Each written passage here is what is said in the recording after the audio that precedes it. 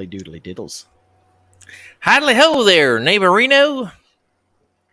I don't. You kind of get the Simpsons vibe going. That's why I said what I said. Yep, exactly. All that good shit. That was probably loud, and if I blew the speaker out of your device because you're listening in your car or on your mobile device or on your tablet, I do apologize. However, you're listening at your own risk, so I'm not paying for shit. So sorry. Indeed. What's going on, everybody? Welcome back to the Battle Bros podcast with Mac and Alamo. I am Mac. This studly, handsome SOB over here, son of a Boricua, to be completely clear, because I would never call his lovely mother that other thing, because she would, shank me. It would be bad. So, yeah, this is Alamo over here on this side of me over here. And, this is our podcast. So if you're joining us for the first time, hey, thanks for stopping by. Hopefully you like what we're about. Hopefully you like what we're putting down.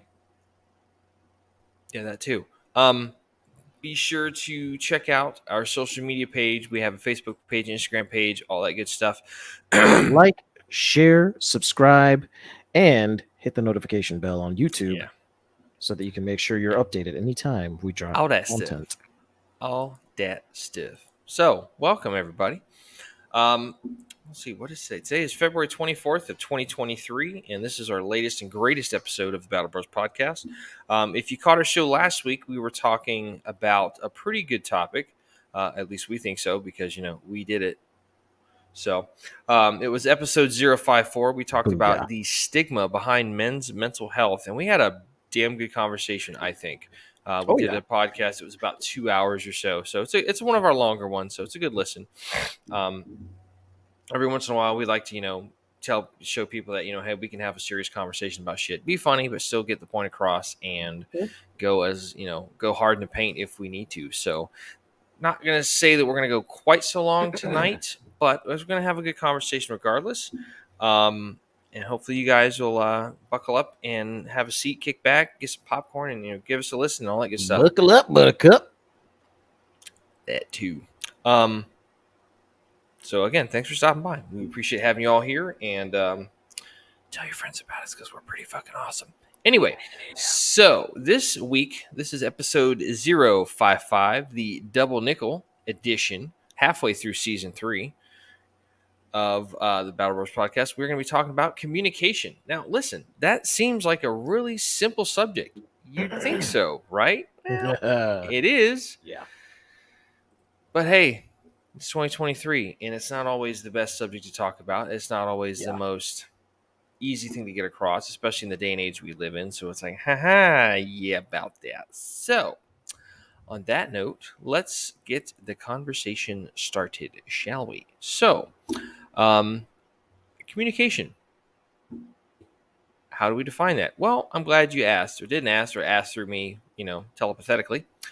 Yes, I said telepathetically. Calm your shit. It's all good. It's my word. It's all good. Communication is defined as the imparting of, I'm already fucking up. The imparting or exchanging of information or news. And it's also the means of sending or receiving information. And that's going to be probably a little bit more kind of where we're going with that, the actual methods of that. Okay. So, when we think about communication, obviously we think about, for us being veterans and whatnot, we think about, the quintessential stereotypical picture of like, an RTO, a guy sitting there right next to the lieutenant or the platoon sergeant. He's got his freaking handset, sometimes stuck in his chin strap of his helmet or whatnot. He's got the whip antenna coming off his SINGARs and all that crazy shit. It's obviously a lot different nowadays. We have satellite communications as opposed to, single channel ground and airborne radio system, which is what SINGARs stands for all you people that are not in the knows. But I was actually an RTO for a little while with my platoon, and it was a fun job. I liked it. It was interesting, being a part of the platoon headquarters and whatnot. You're kind of constantly with either the platoon sergeant and or the platoon leader. You're kind of privy to a lot of things that the guys aren't necessarily privy to, which is cool. So that kind of gave you a little bit of a leg up on what was going down. it was just a different perspective of things when you're going through like your battle drills and doing your actual training iterations and whatnot. It's a lot different than just being in a regular line squad. So, how did that work with you, Alamo, being in strikers and stuff? I mean, did you have a person in one of the strikers? Was it like there was one striker in the platoon that was like Well, man striker, or how did that work? when we were on the ground, we had an RTO specifically for. Oh, excuse me. Good push. I know, right? We had an RTO specifically for our platoon leader, and we had a RTO specifically for our platoon sergeant. So you had Nine two. times, Okay. correct. 9 times out of 10, communications would be, or excuse me, we would have commo as well for pretty much every squad leader. Every squad leader had a walkie-talkie that we would update, like every other fucking. I think it was like I actually I can't even remember, but it was quite often we would actually update it and get the frequencies right, set the frequencies properly, and we would always sync them all up. And then obviously we had the vehicles. Put in the fill. Yeah, put in the fill. Yeah. In the vehicles specifically, we treated that kind of like the mini mobile command center / whatever the hell. Obviously on the ground when you got guys moving around, you got every squad leader has a radio, every team leader has a radio. Or excuse me, every squad leader has a radio, and then you have the squad leader and platoon leader who also have radios, but with let me their ask you RTOs. a quick question. So if I remember my commo SOPs correctly, so like for an infantry platoon, normally what they would do is they would use specific colors. Like first platoon was one color, second platoon was another color, third platoon was another color, and then you had let's say for instance red, white, blue. So first I was second platoon, so I think it was like white. So white 6 would have been the platoon leader, and then I would have been white 6 Romeo. How did that work with the platoon sergeant? Platoon sergeant was like the 7 or something of that. Yes, he was 7. Platoon leader was always 6. In our platoon specifically, it was Havoc 6, Havoc 7. Havoc 6, and then you'd have like 7 Romeo for the platoon sergeant RTO. Correct, yeah. Okay, so something like that. Havoc 7 Romeo, Havoc 6 Romeo. Right. And then for our company net, it was Hammer platoon. It was Hammer company. So you had Hammer. Oh, that's right, because you guys were HHC. Correct. We were HHC, so we were the Hammer. And then fucking, our platoon was Havoc. The snipers were Hunter platoon. So they all started with H, is what you're saying. Yes. And one platoon was like, "Hey guys." Not really. Basically. The way we did it, because of our battalion, we were the Seminole battalion, so we had permission from the Seminole tribe of Florida to use their motto, their colors and whatnot. So we kind of just did like Apache, or like we did like Indian names. So like Alpha Company was Apache, Bravo Company was Black Hawk, Charlie Company was Comanche, and then Delta, because it was a heavy weapons company, like 50 cals, Mark 19s. They were a Nasty Dog. Nice. Yeah, it's pretty cool. So anyway, I'm just curious about how that works, So, so we're gonna talk a little bit today, folks, about communication, not only from the example of the civilian side of things, but the military side of things. So there's kind of like I said, when you think about communication in a military sense, I kind of picture that RTO out there with the whip antenna coming out of his pack, and he's right there with the platoon leader. Yeah. Or if you've seen like what's a good not Band of Brothers. Can't lie, I miss that kind of stuff, man. I do too. Yeah. I do too. You bitch about it then, but then you're like missing. You're just like, oh man. It's for that reason. I'm not gonna lie, man. I'm actually thinking about getting a ham radio certification. You can get that as a civilian. It Oh comes yeah, in real handy too. there's actually, it's funny, like where my house is. If you go down the road a little bit, and there's a back road that I take to go to like my local Walmart out here in Valrico, you Yeah, can actually tell there's a guy who's a ham radio operator because he's got one of those big like array big antenna ass type things. I'm array like, antennas. Yeah. I just don't know how I could do that and set it up in this neighborhood because it's like, You'd be so surprised. I around the neighborhood I live in here in Deltona, I've yeah, seen but like that's at least different. 4 or 5 of them. I'm on a cul-de-sac, dude. So like in the HOA, that's kind of like it's a little bit strange and interesting. So Makes sense, not but not trying to Del incur that wrath, but that'd be cool. Delta Yeah. Deltona's a pretty much a big ass cul-de-sac. Ju- Yeah. it's it's just one big ass subdivision, but Gotcha. I don't know. Yeah. You just got to know where you're going inside of said subdivision. Mhm. So, anyway, so communication. So let's kind of go into so there's different types and there's also different methods of communication. So there's an article here that I want to start off with. It's kind of like the 4 types of communication. So there's going to be,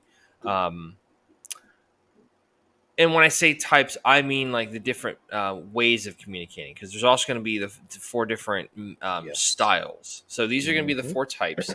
You have nonverbal, verbal, written, and visual. So let's break those down a little bit, okay? So we're going to go into this article here. So this is an article from Valamus.com or whatnot. Types of communication. So 4 types of communication. Number 1, nonverbal. It's interesting to note that nonverbal communication is used both intentionally and unintentionally. Most people do not have perfect control over their facial expressions. We all have heard of an unprofessional comment and raised our eyebrows in response, regardless of whether or not it was wise to do so. I actually have just thought of a quick story. When I was working out in Tampa, I stopped at a McDonald's in Ybor City, and there was a bunch of a lot of the workers that work there. The majority of them were Hispanic. So like Mhm. I'm getting my order in the drive-through before I jump back on the interstate and all that kind of shit. And I heard all of a sudden somebody say "pendejo," and I'm just like, "What? Did they just really say that?" So not trying to be that guy. Long story short, I walked in. I said, "Who's the manager on duty?" And they were like, I am." I'm like, so I said, "Listen, I'm not trying to get anybody in trouble. This is just kind of a precautionary type thing." I'm like, if you're gonna dick around on the damn internal comms for the store, make sure you don't have the damn button keyed and you have a hot mic when somebody says pendejo, because I know it could have been me you were talking about, as opposed to saying pendeja, which is the female conjugation, as opposed to the male conjugations. Like if you said pendejo gringo, I'm like, okay, now what's up? Like, let's go. Let's talk about this shit. And the Mhm. guy was just like, yes. I said, I'm not trying to make a complaint. I said, I'm just like, listen, I'm a supervisor at my job too. Like, just Mhm. lock that shit down. And you see one guy in the back just kind of like doing this whole thing, like, oh, you know he got hemmed up, and I was just like, Oh yeah. I said, it was you, fucker. So I'm sorry. It immediately made me think of that. So I kind of had to just go off on that tangent real quick. So Yar. by learning more about how we use nonverbal communication, you will be able to master yours and ensure that you are conveying your message exactly the way you wish to. Now, that's very Damn right. important because you can convey the message, but also perception and reception are very, very different. We're going to talk about that a little bit later. Facial expressions. We often use facial expressions as a way to communicate that we are listening and engaged with the person speaking. A Yeah. smile, furrowed eyebrows, or quizzical expression all convey information to the speaker about how they're responding to the conversation. Okay. If you have ever spoken to a stone faced person, you will know how important facial expressions are in a conversation. So this is nonverbal. Let me go to these other sections here. So gestures and physical touch. Depending on the person and their country of origin, you may use gestures and physical touch a lot or almost never. However, there's a lot of information conveyed in these actions. Case in point, one of the biggest pieces of cultural knowledge that they briefed us on going over to the Middle Eastern theater of operations was that you don't do anything with your left Left hand. hand. Left hand is seen as a sign of weakness. Now, that was great for me They because, also wipe their ass with their left hand, so they think of it as unclean. yes, Exactly right. Now, being a left-handed person, that actually kind of worked out great for me because when we're walking around and patrol stuff, and I've got my long gun slung, I've always kind of got my hand up here on the right. It's like, oh hey, salam alaikum, how's it going, all that good stuff. So I could always have Mhm. my stuff slung. Other guys would kind of have to take their hand off of the fire control, and I'm just like, yeah, that's kind of worked in my favor. So yeah, um, a gentle touch on the arm can Sometimes it helps signal. to be wrong-handed. Sometimes a gentle touch on the arm can signal encouragement, while an overly strong handshake can be an act of dominance. That's nonverbal communication right there, folks. That's a gesture. Indeed. Sometimes someone fidgeting with their hands while talking to you about a problem can signal guilt or avoidance, and using many hand gestures while presenting an idea could convey excitement or confidence, or you could just be Italian. Yeah. So this is another Listen, important man. one. How the fuck are you doing? It's all good. Not really, but it's funny. No. If you can't take a joke, don't watch our show. We're we're Yeah, we're we're a little bit on the wrong side of things. So, a little bit. and this is an important one, and this is something that as a behavior therapist that I kind of preach on a lot, especially with younger people and whatnot, and even sometimes with my own daughter. Eye contact. We all know the importance of Mhm. eye contact. When someone is unable to maintain eye contact, we take this to mean that they are being untruthful, shifty, not paying attention, that kind of stuff. Being able to maintain eye contact while listening will ensure that the speaker knows that you are present and engaged. While speaking, it shows that you are connecting with the listener. And in cases where you are delivering unpleasant news, it is doubly important. How many times have you seen a public speaker and they're just reading straight off of here and Yeah. the conjugation of the trigonometry of the round going over what, like, Mhm. you have like very good speakers, and I'll use our good friend Dr. Gino. I've seen the guy speak. He's very, very engaged with his audience. He's very, dynamic. He's good, just kind of looking around, just all like crowd work skills. That's important. Look at comedians. And then you have bad speakers that are like, huh, well, kind of, they brushed my leg down and yeah, come on. What? Come on, man. Exactly. Hmm. Hmm. So, being able to tell someone an unpleasant message while looking them directly in the eyes shows that you respect them and are honest and sincere person. And this is, so this kind of comes from like, you think about, the world we live in today with a lot of younger folks. I was having this conversation earlier today while I was at work.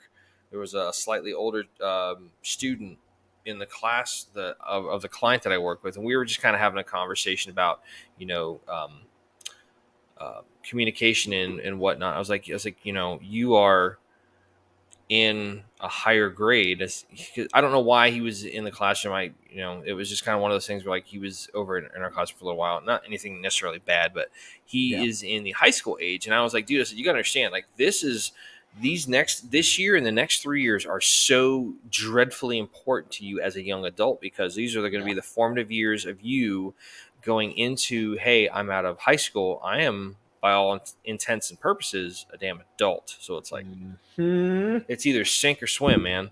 And we had a pretty good conversation about this kind of stuff. So it was kind of nice that went over well. So, Yeah. um, method number 2, verbal communication. When we speak, we are communicating much more than just the content of our words. We're also using pitch and tone, as well as the level of formality we use to convey Ooh. important subtext to the person we are speaking with. I heard you just go, Pitch. Yeah. Pitch and tone. Listen, all my fellow brethren out there, ladies take tone and pitch in a very serious way. You have to think of how much more expressive ladies are on the emotional side. So any tip in either direction on pitch and tone, I mean, I'm pretty sure most guys out there know that, but that's one of those things that we as guys we have to work on. case in point. Yeah. I'm going to use some. I was on social media earlier this afternoon after work, and I saw this clip from the show Yellowstone. I don't watch Yellowstone. Okay, I probably just lost a couple of viewers. If you want to be haters, that's fine. I did see 1883. 1883 was fantastic. I'm a huge Sam I'm Elliott fan. about to start watching that, actually. Oh, it's good. It's so good. And you don't really have to watch Yellowstone to watch 1883, which is fantastic. But I digress. There's a scene where Rip Wheeler, all the ladies just went, ah. They just freaking had a little moment. Rip is sitting there with Beth, and they're watching. They're up on a hillside, and they're watching the sun and all this stuff. And she starts talking, and he just looks at her, and he goes, Beth, shut the fuck up. She's like, what'd you say? He's like, shut the fuck up and watch the sunset with me. She goes, so it's not shut up, it's shut the fuck up. Now, if he would have come off and go, Beth, shut the fuck up, different story. Your pitch and tone are so much different. You have you're just gonna be like defensive, like whoa, like slow your fucking roll. The knife hand ninja comes out, like whoa, there, man. So yes, pitch and tone are incredibly important for verbal communication. By carefully choosing how we use each of these aspects, we can be sure that our message is received exactly as intended. Okay, from greeting coworkers to leading a client pitch meeting to present in front of the entire company, verbal communication factors in our work lives. Verbal communication factors into our work lives in a massive way. Pitch. If we're angry or upset or frustrated, our pitch might raise, conveying to the listener that we are expecting a strong emotion. This is not necessarily a bad thing. We're able to control we control it. Blah, blah, blah. I speak words. Thank you, Sid. I appreciate that. This is not necessarily a bad thing, but being able to control it allows you to make sure that you are effectively communicating. Tone. Allowing the change. Damn it. Words. Yeah. Sid's over here kicking my ass. We all encounter situations that are frustrating or upsetting. Allowing that to change our tone from calm and professional to curt, short, or rude is always a mistake. Tone conveys a lot of information to the listener about how the speaker views them.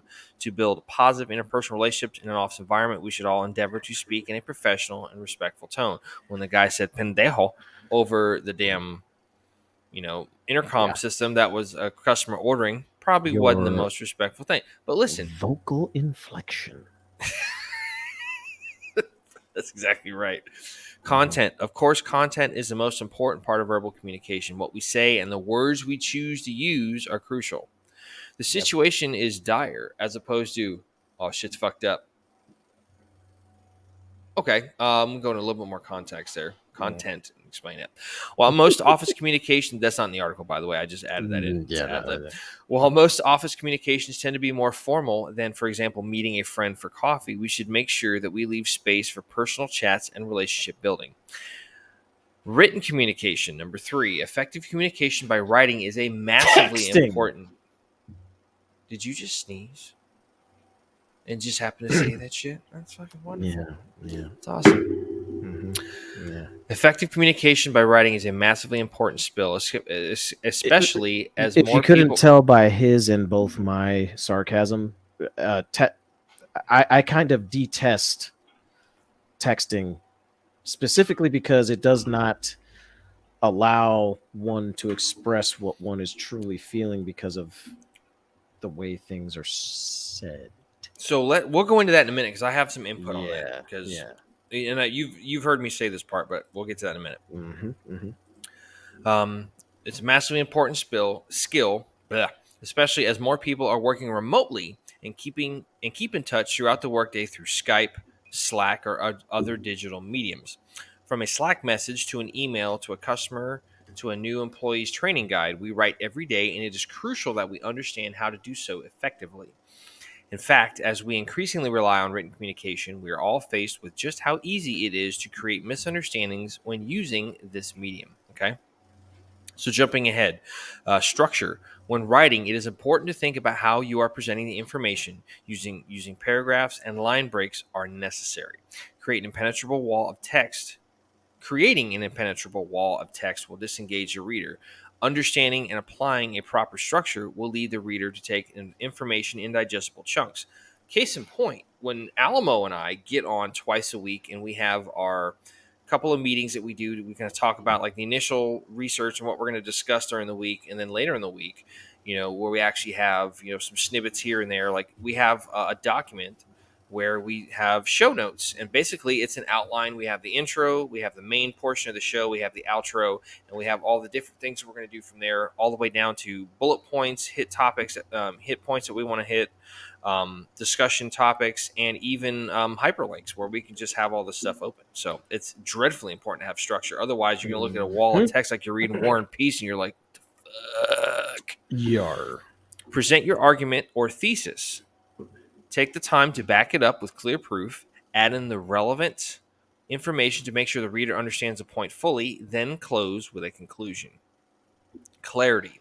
It's hard to balance. It is a hard balance to strike between over and under explaining concepts. If you are writing instructions for new employees, how detailed should you be? Of course, this depends on the person, but over explaining a little bit is much better than leaving the reader clueless.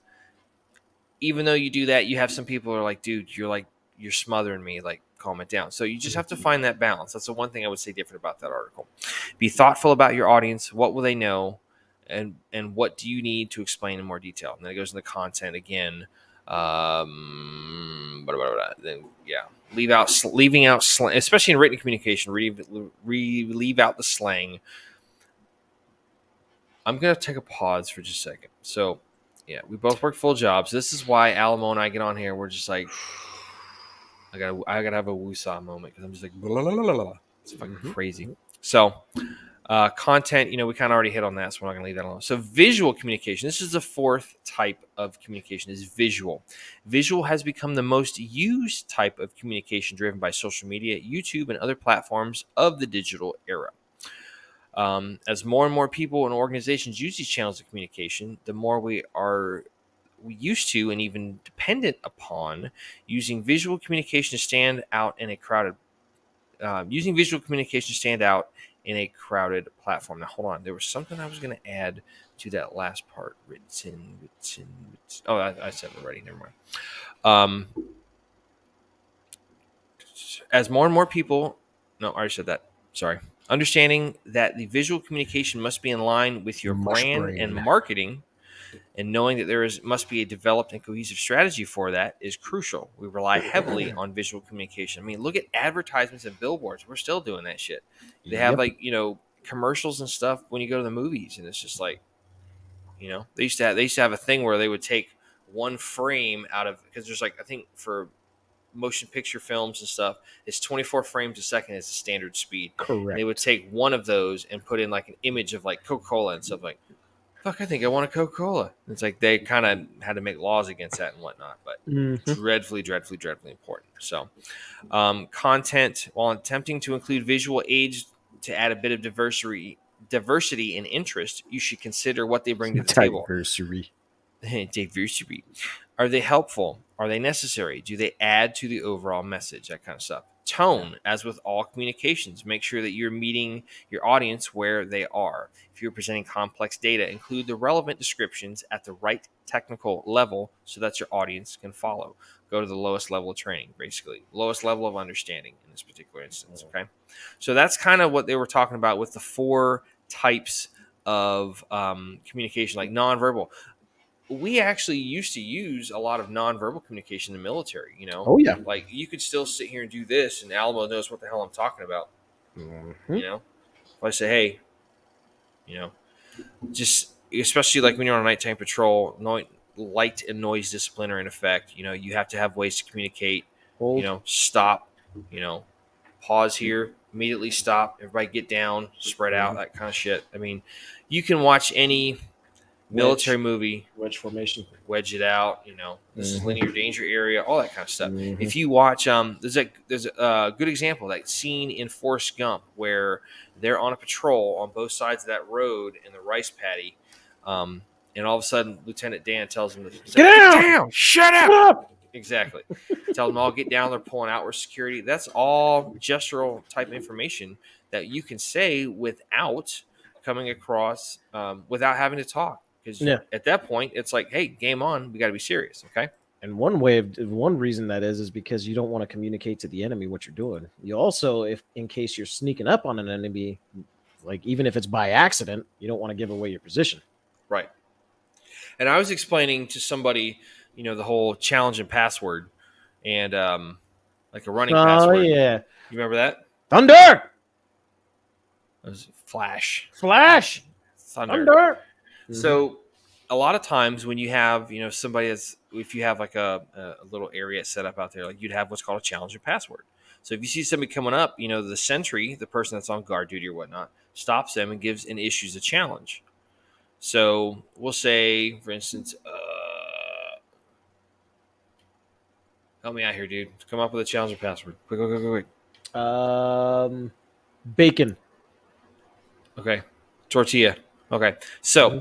if you're sitting here, you don't just say the word. Now, this is important. You don't just say the word because then they're going to know what the hell it is. So you have to like say something that kind of gives the challenge, gives a password, Mm-hmm. but doesn't just say it. It's like, dude, he stunk up the outhouse so bad I smelled bacon. Like, holy crap. Tortilla. But you're supposed to say something to where like, I like bacon in my tortillas. exactly.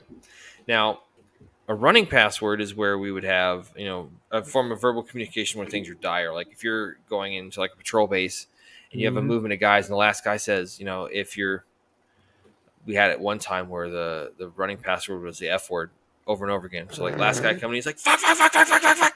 So anybody past him is getting lit up. So it's like Mm-hmm. all this kind of crazy stuff. So yeah, That's pretty fucking funny, right. actually.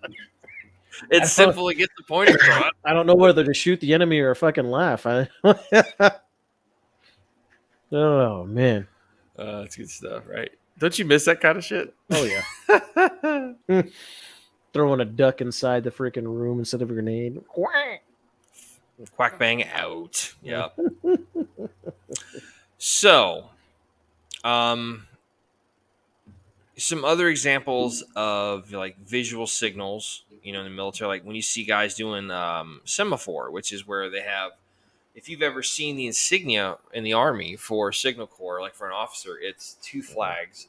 One is they're Mm-hmm. white and orange and they're contrasting and whatnot. And what the semaphore flags were, like there's actually ways you could spell messages and just based off of how you were positioning the flags and how they were according to your body. There's Morse, Yar. there's Morse code. There's all kinds of different ways to communicate. So let's go into a little bit further. So now that we've talked about the methods, okay, we have the different ways to communicate. Let's talk about the different styles, okay? So, 4 styles. Let me read this one too, and then we'll kind of break into the other stuff here, Alma, the articles you added. So there's 4 basic types, and we've probably heard the one method quite a bit. Okay, so for the 4 methods of communication, you have passive, you have aggressive, you have passive aggressive, and then you have a fourth one, which is assertive. Okay, so let me find the article again here. So we're going to get into these real quick. So passive. Individuals who use passive communication styles often act indifferently, yielding to others. Passive communicators usually fail to express their feelings or needs, allowing others to express themselves. Frequently, a passive communicator's lack of outward communication can lead to misunderstanding, anger buildup, or resentment. At the same time, these communicators can be safer to speak with when a conflict arises because they most likely will avoid a confrontation or defer to others. Okay. Here's some examples of passive communication style. It really doesn't matter that much, or I just want to keep the peace. I don't want to get involved. Something along those lines. Okay. So we're Mm-hmm. gonna go to the flip side of that. Aggressive. It is often apparent when someone communicates in an aggressive manner. You hear it, you see it, you may even feel it.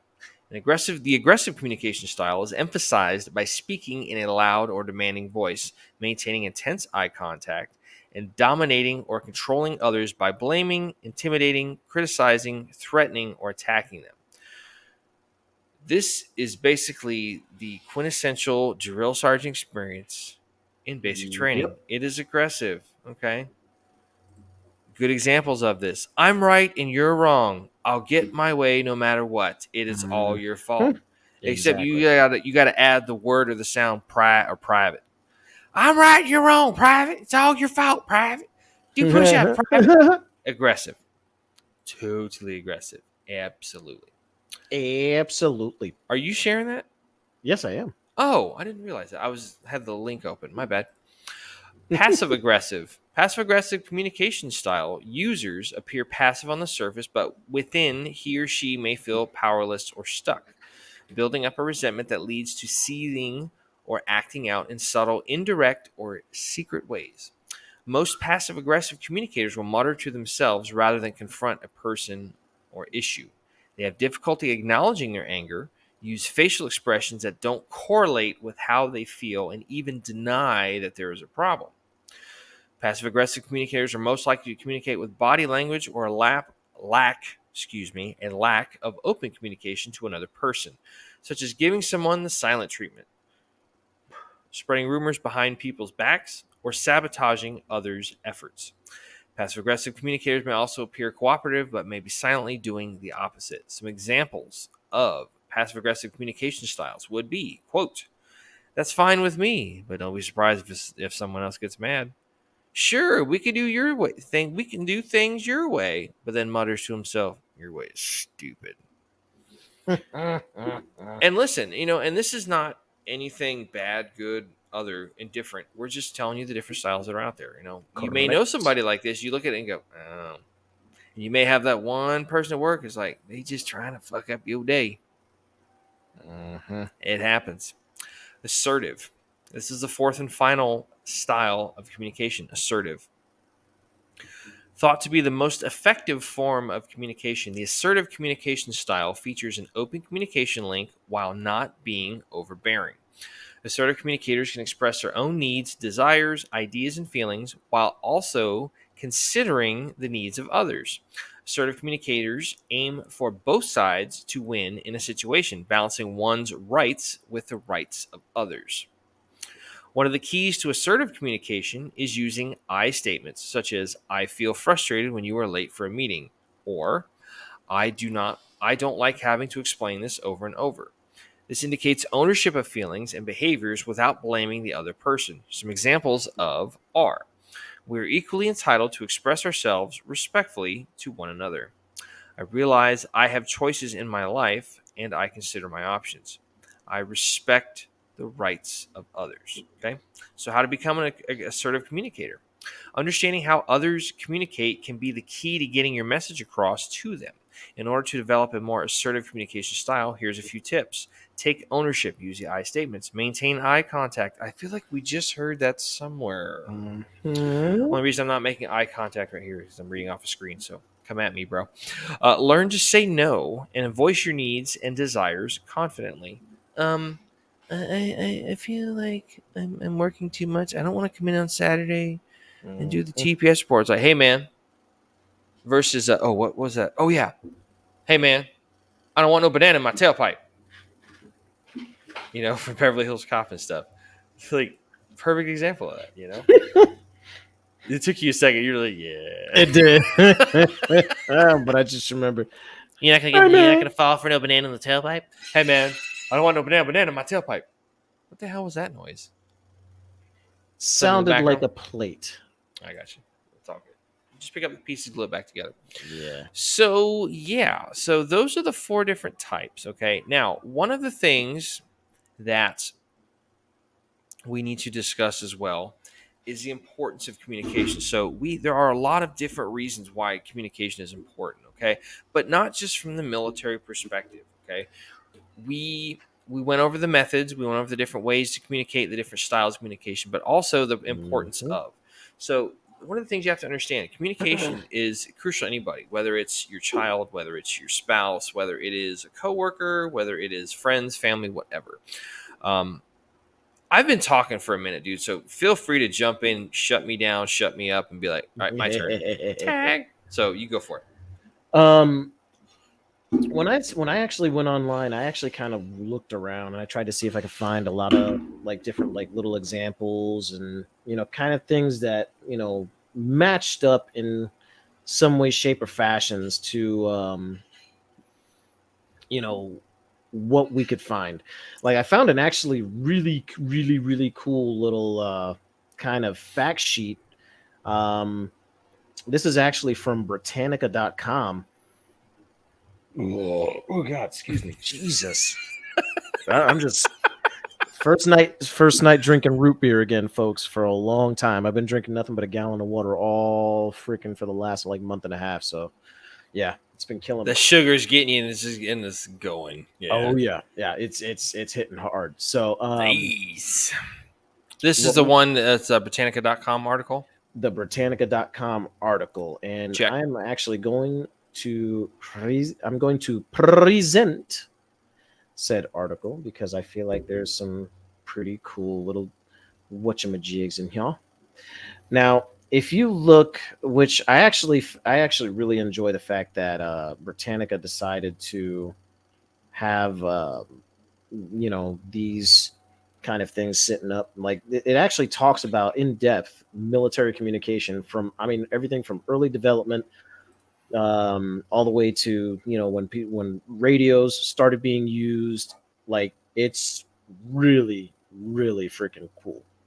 Down to World War I in 1940, like right before World War II began. It goes really in depth, as you can see. This is a Goes really, hard in the paint. yeah, it got like all the way down to like, oh look, telemetry to communications. Um, but I think honestly, like probably one of the most prudent ones was like just the early development stage part for what we have here. Um, which it says messengers have been employed in war since ancient times and still constitute a valuable means of communication. Alexander, Hannibal, Caesar, which developed an elaborate system of relays by which messages were carried from one messenger post to another by mounted messengers traveling at top speed. They were thus able to maintain contact with their homelands during their far-flung campaigns and to transmit messages with surprising speed. Genghis Khan, at the close of the 12th century, not only emulated his military predecessors by establishing an extensive system of messenger posts from Europe to his Mongol capital, but also utilized homing pigeons as messengers. Like, it's kind of breaking down ways that militaries used, or excuse me, ways that militaries communicated, without actually being in front of one another by sending messages, or letters, you know, through different types of like means, horses, pigeons, all types of cool stuff like that. Let And me it's interject real quick. yeah, go Excuse ahead. me. There's that there's a really, it's a brutal scene in Saving Private Ryan where they have the guys, like they're kind of have a sniper out there on the battlefield, and they're all kind of like hunkered down in different positions, and the one guy's out there and they're like, why are they trying to shoot him? And the Captain Miller, Tom Hanks's character, is like, as long as the messenger still lives, as long as the messenger is alive, the message is still allowed, is still able to be carried. So like Hmm. that's why they like lung shoot the guy and like freaking he just sits there and bleed out. I think that's when Vin Diesel's character ends up, you know, It dying at was, what I that think, point. right after that is when he got killed. Yeah. Yeah. And I think as long as his lungs carry air, he's still carrying the message, and that's the same. We do the same That's thing. yeah. No, That's it. we wouldn't. Yeah, That's but then they also it's had insane. Corporal Upham, who was like, oh, can I bring my typewriter? It's like, got a pencil. There you Yep, go. That's how you write pencil on a shit now. pad, there, homie. So another decent article, or I don't want to say decent, but like another good way article that we saw um, it's from a website called usveteransmagazine.com. Hmm. And this article I thought was probably very, very, probably one of the most pertinent besides all the general information we're giving out. So Yep. it had this is it's communicating veterans in the workplace and stuff. And this is from 2019. And it said creating a well-functioning and welcoming work environment for veteran employees can improve your work environment for all employees. Effective communication has been shown to lead to improved performance and morale. It says following a list of communication tips that managers or supervisors might find helpful when bringing veterans on board at work. The following is the list. Sorry. General communication. Be straightforward and direct in both written and spoken communication. Listen when you are not speaking. Paraphrase and reflect back when someone has said what someone has said to make sure you understand correctly. Keep your voice volume at a moderate level. Okay. So, something that my daughter has said recently, she's like, Daddy, you get a little bit loud and like you talk loud and it scares me. So, I'm just like, I can see that. Yep. Totally see that. I totally get that. So, like, if I get upset with her, I take a minute, I take a pause, just kind of go off. I'm like, sweetie, stay, just be right here. I'm going to just go off for a minute, kind of keep myself cool and collected, come back, and then we can talk when I'm able to do so to be respectful to you and whatnot. And that, I think that's been a huge parenting win for myself and for her. We're able to communicate without the emotion, the animosity, all that kind of jazz. Avoid using angry, threatening, or demeaning tone of voice. I had one of the owners of one of the businesses I worked at came in. He's like, "Hey, I just want to tell you and your guys, you're doing fantastic." I'm like, "Can you just tell me that I'm worthless and a piece of shit? Like, I can handle that. I don't know how to take all this positive praise stuff like that. I feel weird and icky. Like Yeah. I don't know what to do with my hands. Kind of, it's just like straight up, man. I would say Assigning. for the what Go was ahead. it? I would say for the like just being direct part. I think that's probably one of the things that I think I've run into that like in the work in the like in like the regular workforce. I've run into an issue where, excuse me, good lord. Okay, I need to stop drinking soda. Um, Yeah, it's not good for you, man. I just, I know because I'm usually that's drinking water, listen, so this is the listen, first bro. time I drink it. That has been my vice as of late. We'll get into that on On another topic. another episode. But dude, I get Um, it. Like that's my one vice, just to keep myself like, I get yeah. off of work or I get off home at night, and like to get my Mhm. work done, I just go get to the Circle K and get a Polar Pop, and Mhm. sit there and just sip on it, and yeah, like Yep. it's a And lot of damn sugar. I know my teeth are rotting out, and it's just making me all kind of jacked up. I'm all jacked up on Mountain Dew. jacked up. I get it, man. I get it.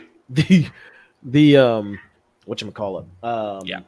I don't know what is it. What do you call it? The like a lot of employers, I don't know what it is, but they're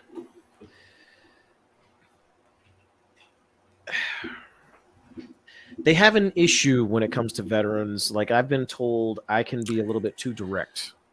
Um and Blunt. many Blunt. employers, Yeah. exactly. Many employers I've seen also have a tendency to not be as direct. They want to kind of um my current bosses right now, I would have to say that they're actually really good at being pretty direct in telling you what you need to do.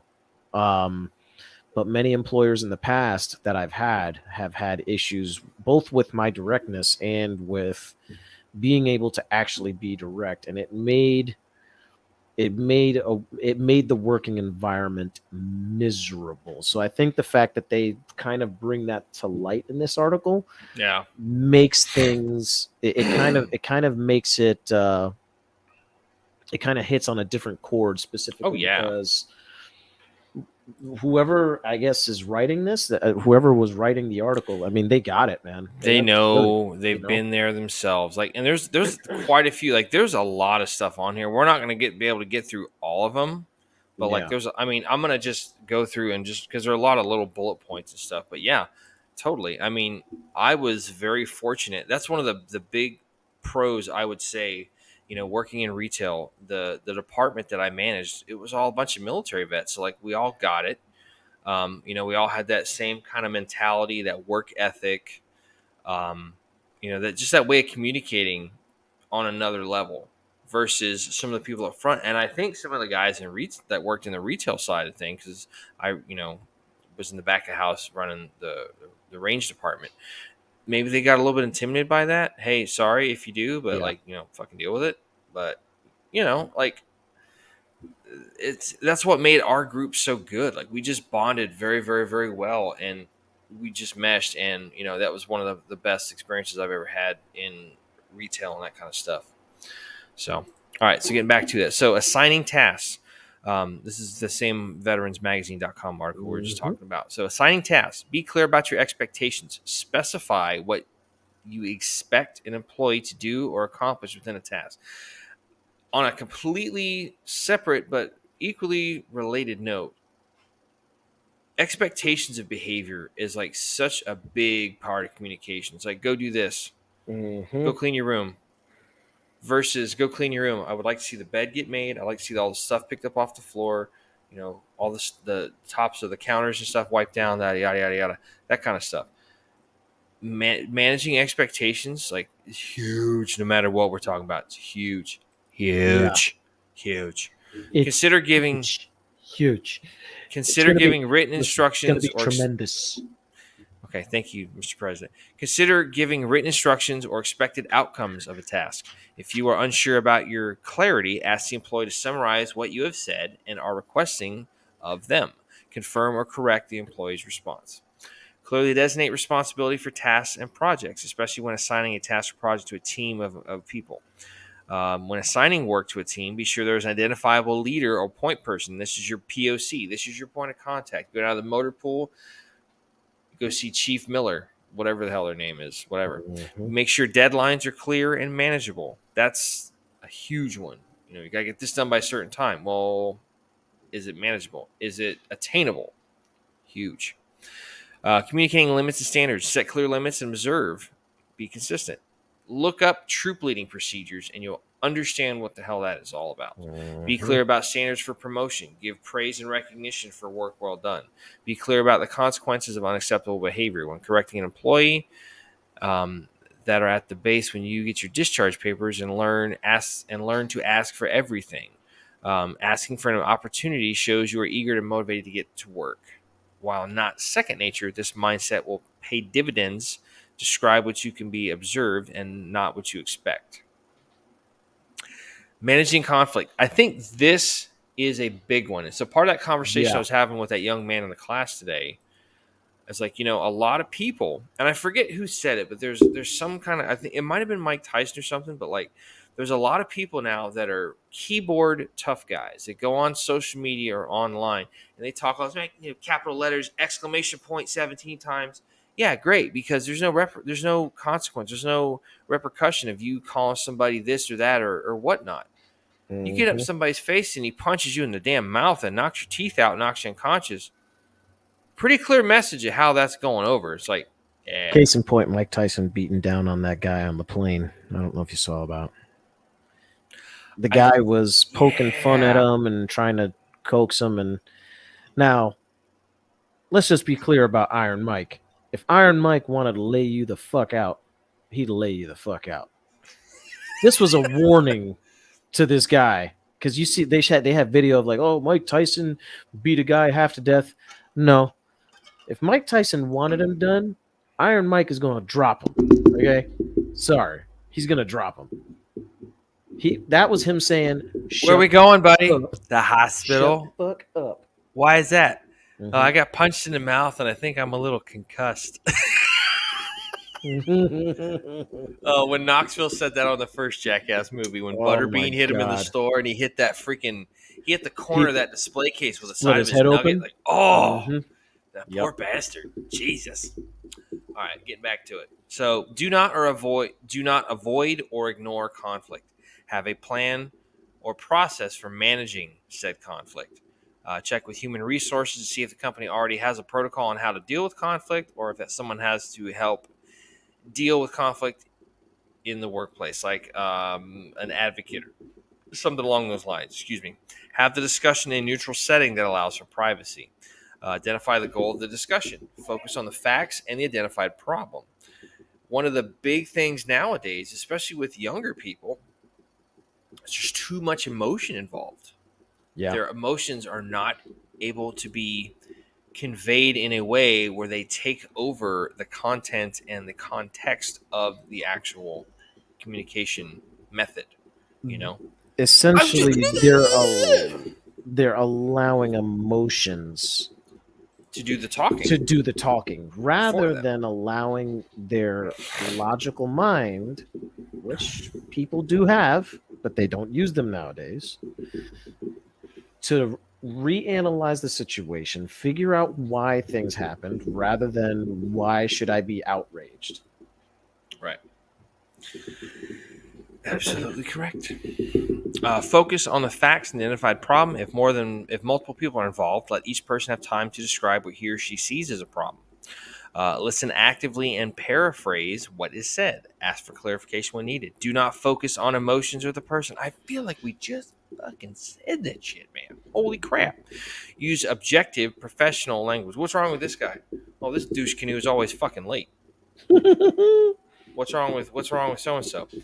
He has repeatedly been late and does not complete his appointed and assigned tasks in a timely manner. Mhm. Boom. I actually know what the fuck I'm talking about every once in a while. Avoid judgmental comments or making generalizations. Yeah, the fucking guy over here is a douchebag who talks a lot of bullshit. Do not interrupt or let others interrupt. When generating possible solutions, be flexible and offer options when possible. Possible. How to address a performance problem. I feel like it, well, let's hit a couple of these. Identify the changes in performance that need to take place for the employee to be successful. Okay, yeah, we'll read this one. Yeah. Meet with the employees to discuss performance problem or deficiency. Do not wait for a performance review. Be proactive. Okay. When meeting with the employee, explain in detail the performance issues and explain why it's important for the performance to improve and meet the job standards. Okay. Have an action plan. This is what we're going to do. We're going to lay out how we can do this and make it happen. Gain agreement on the deficiencies and agreement on the standards the employee must achieve. Focus on the performance standards required for the job. Agree on solutions and ask what the employee needs to perform the job successfully, such as more training or other resources. Advise the employee on the consequences if the performance is unmet. I mean, it's pretty simple, folks. Like, have a Yeah. plan, take the logical steps that would be pseudo-typical for a business type setting, but and there's a lot to be said for this, like for with your kids too. Like, this isn't just workplace stuff. Yeah, it's a veterans magazine. It's a veterans article about, communicating with veterans in the workplace, Yeah. but it's also like, this is just everyday common stuff. Like, Yeah. like, it says a lot about how you should just it says a lot about how you should communicate with people interpersonally as well. I mean, this yeah, kind of stuff could work for your kids. This kind of stuff could work the show. for this kind of stuff could work for your spouse. Although, again, guys, with your spouse, make sure you don't say you. Be like, I think we have a way we can work this out. I feel like you're thinking something, and I feel like we can work this out in a different manner. So That kind of thing. there was another article kind of talking about the same thing. Leadership and good communication skills closely linked, and veterans excel at both. And kind of some of the big stuff here, the big hit points they were conveying in this particular article was speaking to groups as individuals. Um, kind of Yes. makes you, each individual in the room, feel as if you're speaking directly to him or her. This trick is to eliminate distraction of the crowd so that you can deliver the message just as you would if you were talking to a single person. Listen so people will talk. When you communicate, you must give ample opportunity to speak their minds. If you find that you are often having the last word in conversations, then this is likely something you need to work on. I've said this example before, but working in retail, I had a guy come up and he was upset because he wasn't able to get onto the shooting facility in a timely manner. It's like, we were popular, we're the new place in town, we were backed up, and he's like chewing out the cashier. And I said, sir, let me take you over here and let's talk. And I said, so what's the issue? Let's establish that and identify it first. What's a problem there? And he just spent 5 minutes and he was just venting, just blah, blah, blah. And I just let him do that. And I said, okay, sir, what can we do to help? What do you think is the best way to go about that? And he's just like,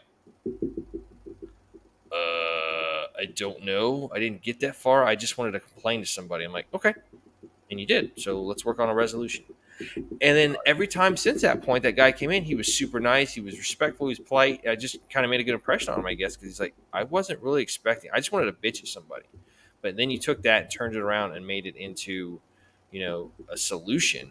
It's like, yeah, that's why I'm coming here. You guys listen to me. I was complaining, and I think he ended up buying a membership because he wasn't a member at the time or some other stuff, which is not the most Yeah. important thing. But just taking the time to listen to somebody, dude, it's like it's not that hard. It really is, you know. So the last thing that they said on here is be an active listener.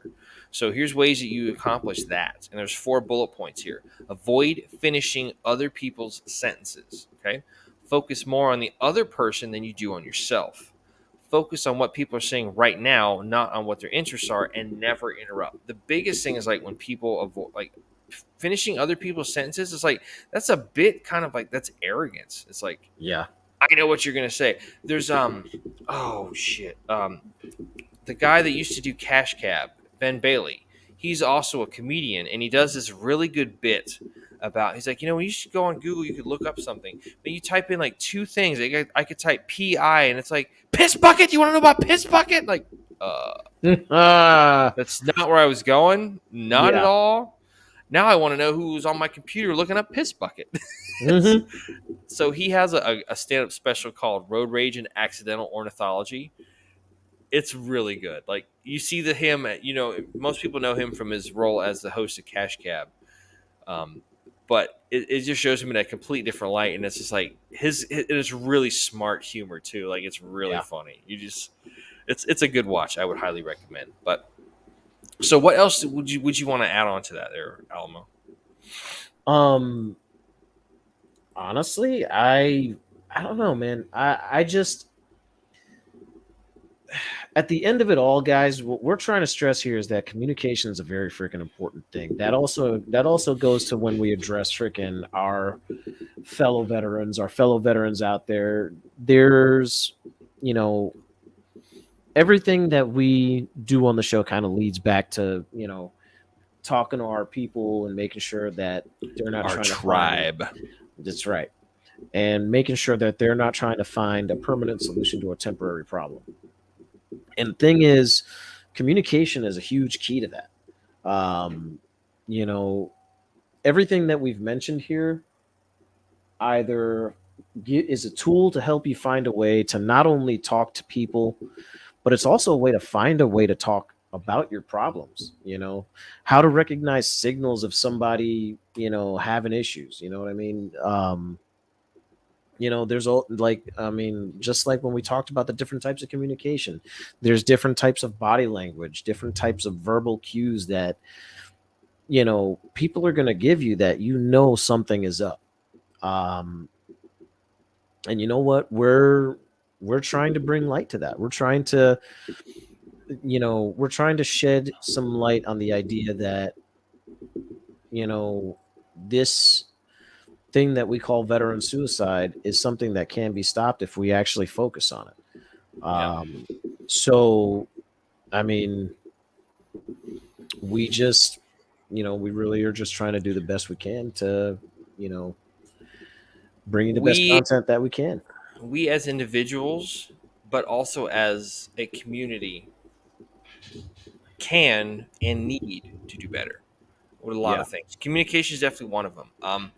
You know, as we've mentioned before with with our buddy John, who this podcast kind of honors in a way, Yeah. but also the other folks that have gone down that same path and who are no longer here. You know, I don't I don't know where things started going bad, and I'm sure Alamo does as well. But there's a lot of times I think back about just hanging out with John and working with him and stuff, and it's like you fall out of touch with people, and it's just like you find out that bad things have happened, and you're just like, "Fuck, man! If I had only kept in touch or had better lines of communication." And everybody's guilty of that. There's friends. On one hand, like so. Oh, that's what I was gonna say earlier. You had mentioned, how you hate text message relationships, Yes. like text messaging and all that kind of stuff. That's the reason why I wasn't on Facebook for the longest time, because it's like you're just looking at words on a screen, messages back and forth, this, that, and the other, and it's like, you get so much more from those subtle cues, like you said, the facial expressions, the twitch of the eye if somebody's smirking, going, "Heh heh," you know, just all this, Mm-hmm. that different input, that stimuli that you can look at and recognize and get those underlying messages from how a Yeah. person's talking. At the same time, I kind of feel that that's also not true, because you remember Jeff, um, who we worked with. Mm-hmm. Like the first time, he was one of the first guys I linked up back when I got on to Facebook and stuff. And you remember how, like, whenever somebody would say something weird, people would just kind of look at Jeff weird, and he'd just be like, "What?" So what was interesting? Exactly. What was interesting about What? that is he texted that to me, and I could picture that in my head. I'm like, Yeah. yeah, goodbye. So so it's kind of interesting how that kind of works out and whatnot. But Yar. like Alamo was saying, it's not just about. Yes, our podcast is about military folks in the veteran community and whatnot, first responders too. But this is one of those rare times when, hopefully not so rare, but like, our message goes out to everybody. This is not Yeah. just something that was just like, oh, you can only watch it if you're military. No, man. It's 2023, for God's sakes. Communication is like freaking huge. Yeah. Like we said, people just sitting there, keyboard tough guys or internet tough guys and stuff. It's like, consequences, man. There's, for everything you do, there's a consequence. It could be a good one, it can be a bad one. Hey, you clean your room. Great. Here's $20. Go to the movies. It's on me. You didn't clean your room. You're grounded. You are not going to do a damn thing until that room gets cleaned up. And it needs to stay clean for a month before I release a restriction from that. Yep. Um, I mean, especially in this day and age, like with the pandemic that just happened, with everybody kind of, isolation is terrible, and it's especially Yeah. bad for veterans. I mean, there's a lot of these guys that and gals that just end up, losing touch or becoming isolated, and they just go out and they don't have anybody. And look at all of the different types of creatures and beings that are on this planet. I mean, you have primates. Primates are such an ordered, very social creature. They don't isolate, and when they do isolate, it's usually because they're sick, dying, or it's like they've been shunned Yeah. or ostracized from the group. Look at ants. Holy shit! Look at the ant colony. Like, there is so much going on there. You have this structured society that relies completely on communication, just like with bees. I was watching this lady. Um, she has a channel on Facebook, and she does like these short reel videos, and she goes out there, no netting on, no protective, nothing, just cool as a damn cucumber. And she's like, so I went out and and she talks in a very kind of like NPR kind of voice. She's like, so I found this hive of swarm of bees that was out on the basketball court, so I had to find them a new hive. So I picked them up, and I was looking for the queen. I found the queen, put her in a clip, put her in a new hive, and all the bees just started communicating. Hey, this is where she is. And I was just like, wow. But I mean, it's really fascinating. You have all these like tasks and roles and assignments of these jobs that these bees have and whatnot, but there's just insects. I mean, they make honey, which is, hey, great. We all like honey. But they have communication. They have, ways to communicate. They have specific reasons that they communicate for and whatnot. And it's like, if bees and ants can do it, like, what's stopping us? I mean, I get it. There's such it's such a necessity, you know. I can tell you, and I'm going to admit this right here, is that when I was married, I did not have the best communication with my spouse at the time. And that's something that I have to live with every single day going forward.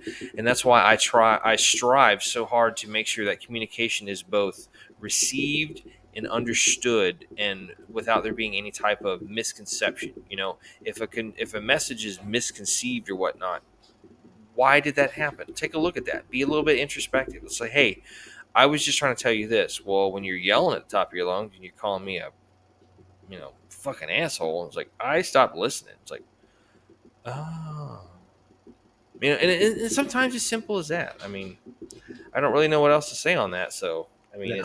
it's you'd think it would be something that's as easy as just breathing. We don't really have to think about breathing. You do it instinctively. Yeah. Communicating honestly should be the same way. So Yeah. Yeah. Very obviously, and that's the thing, and that's one thing. We're here for unifying everybody. We're here for unity, man. And I mean, I think a big large part of the what we're doing here in terms of building the community wise is we are trying to open up a platform where or we're trying to maybe not open up a platform, but we're trying to open a channel out to everybody out there, veterans, first responders, regular people alike, that you know everybody has something to offer. Everybody has a way um that people talk. Everybody you know has the ability to speak to each other, and it's important to recognize that as a whole we need each other. you know we need each other as a community. We need each other as just people on spaceship earth traveling through the fucking cosmos. um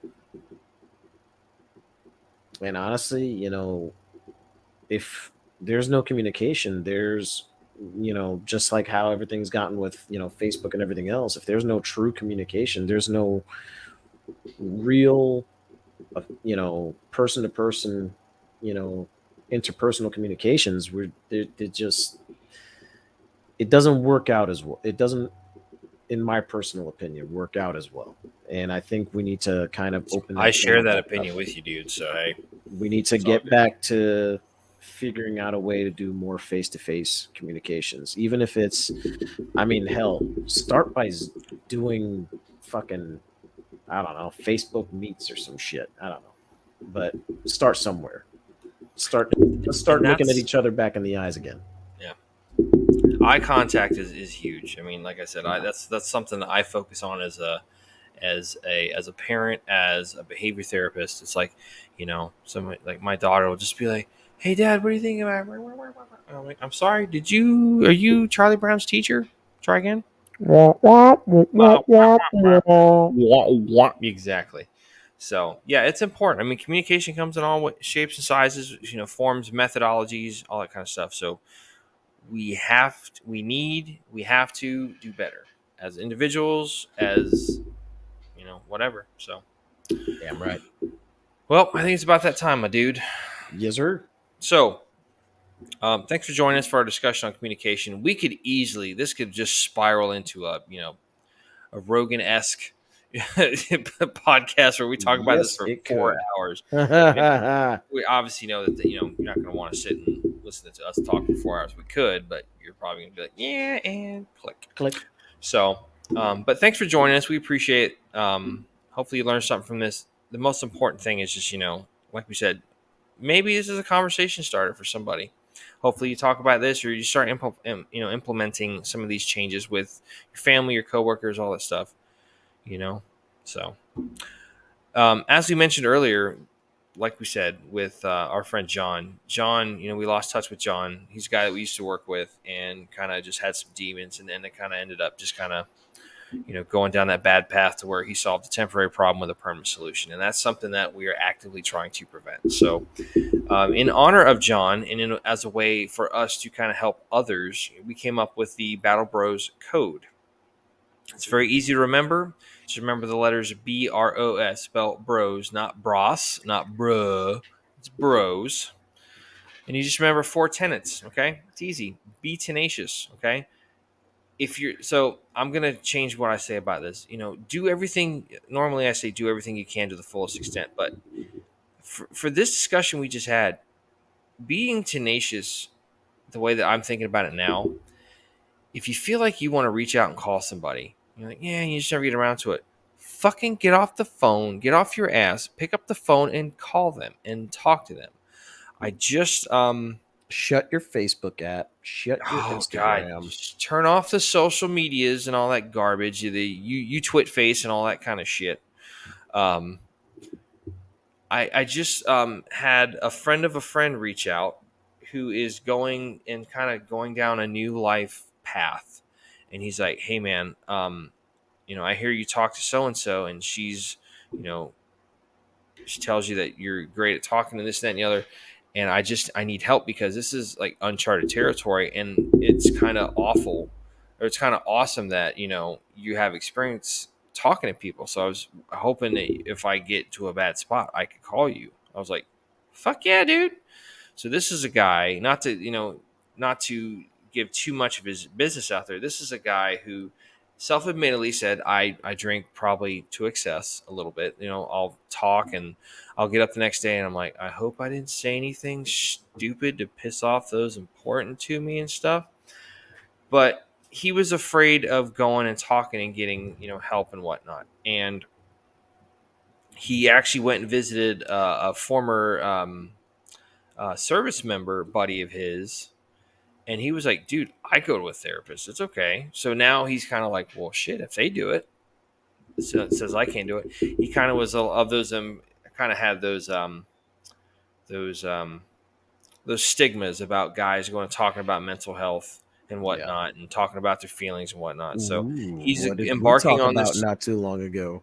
Hey, I think that was last week. Mhm.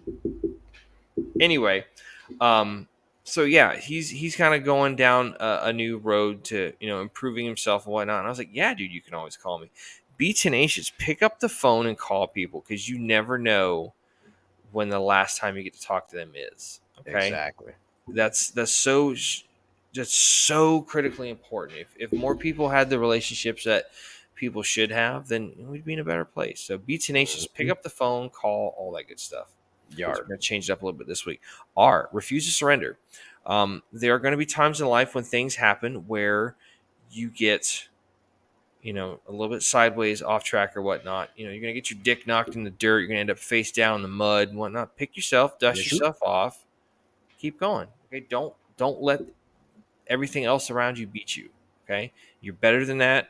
You're strong-willed enough. You have the intestinal fortitude. You have the mental toughness. Keep fucking going. Okay. Yeah. Oh, obliterate your obstacles. Like I said with the last one, there's going to be times when you get off track or off course or lost at sea or whatnot. Lost navigationally at sea, not lost at sea, because that's different meaning. But whenever that happens, man, like sometimes you got to take a little bit of a detour. Okay, just like they're doing road construction, you take a little detour through a neighborhood, you get back on the main road, you keep going. Same Yard. thing with this, with what we're talking about. Sometimes you go over this wall, you can't get over the wall, so sometimes you have to go around it. Sometimes you have to go under it. Sometimes you got to trail off into the woods about a quarter mile and get back on the main path that you're using a little ways up the road. Sometimes, hey, fuck it. Sometimes you got to get some C4 and some Bangalores and breach a hole in that shit. Get a shape charge and just blow a nice little man-sized hole in there. Go in guns and lasers blazing like it's on fucking Call of Duty. Or Miguel Sanchez that shit and dig under it. I don't get the reference. That's okay. You're not supposed to get the reference. Okay, never mind. Or you can do it. This high-speed guy over here did. Just back a freaking striker into some shit and go, I made a hole. Damn right. So S, the last and most important tenet of the Battle Bros Code is seek out help in time of need. And, again, like I was talking about with the person I was mentioning, they reached out and said, hey, I'm going down this new path. I may need a little bit of help because there's going to be times where I'm going to not know what the hell I'm doing and I may need to call somebody. I'm like, yeah, man, go for it. Call me. I said, Yeah. I can't always guarantee I'm gonna be able to pick up the phone. I might have my daughter with me. I might be doing other stuff. But like, if I can help, dude, hell, fuck yeah, I'm gonna help. There's so few of us left over. There's people from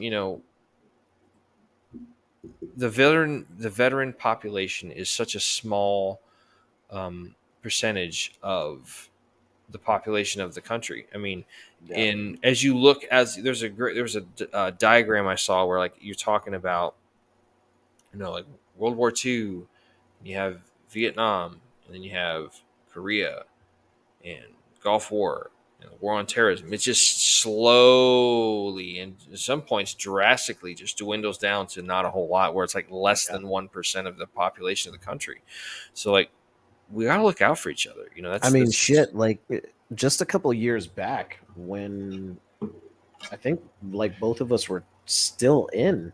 Well, just a couple years back. Yeah, my ass. Now that I'm I think glad you about made that correction there. it. Yeah. But I mean, you get the idea. I mean, shit. Back then, it was like a fraction of a percentage. I think it was like 0.85% or some shit like Point that. at one point it was 0.045%. Yeah. That's Like, not a lot of people. yeah, it had gone up just a little bit, and then it went right back Yeah. down. So, like we were saying, we're such. That's why we collectively refer to our society, our subculture of society, as a tribe. We're all. Yeah. It's just like with motorcycle, guys that are in motorcycle clubs or car clubs or jeep clubs or whatnot. We got to all stick together. I mean, there's Yeah. such a great sense of belonging and unity there. Like it's a lot of fun. It really is, and we need to look out for each other. We all have a story to be told, and if you don't have somebody, or you don't have someone you can call a family friend, a family member, a service member that you might have were in the military with, there are options out there. So one of the things you can do if you feel yourself going down a bad path and you feel like you're hurting yourself, or God forbid doing something worse, there is the National Suicide Prevention Hotline. It's 1-800-273-8255 or 1-800-273-TALK. You can also get on there and dial 988. That is as of, I think, July of last year, I think is when that started up. It's Yeah. 988. You can do either one of those. They're open 24 hours a day, 7 days a week. If you are needing to talk to somebody immediately, you dial 1 and they'll get somebody on the phone to help you out. They want to keep you around just as much as we want to keep you around. Yeah. But just remember, it takes communication. You got to tell somebody. Don't go through stuff alone. It's never good. It's never going to end in a good way. It's going to end in tragedy, and we have to stop. And people start wearing these bracelets and whatnot. This is Yeah. something I wear every single day of the week. It's 22 a day. It burns a lot worse when one of those 22 is somebody and that statistic alone is terrible, but it hurts that much worse. It cuts that much deeper when it's somebody So we want to help keep you around. We want to help you get help. So let's do that together. How about it? So, whatever it takes. Now I'm going to hand it off to this guy. He's going to shut down the show. So go for it. If you would like to contact us or find us on any of the social medias, you can do that at facebook.com/battlebros.podcast. You can also find us on the Insta at battlebros_podcast. You can find us on the Twitter space at BattleBrus PC.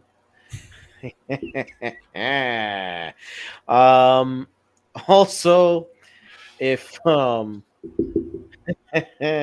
a jackass and I love it. If you want to catch us on the audio platforms, you can catch us over there on the Spotify, over on the Anchor, which is where we upload all of our episodes every week, directly for your listening convenience. You can also find us on Apple Podcasts, Google Podcasts, Overcast, Amazon Music now, And on iHeartRadio. Cast Iron Skillet. That's right. By the way, If you're that person that's like me when I was younger, who was naive, and you just search Cast Iron Skillet as a podcast source, I'm sorry, I was trying to be a he smart was ass. trying to be a smarty pants. I was, failed terribly. You if you like catching us on any other platform other than the YubTub, you can catch us over on the Rumble.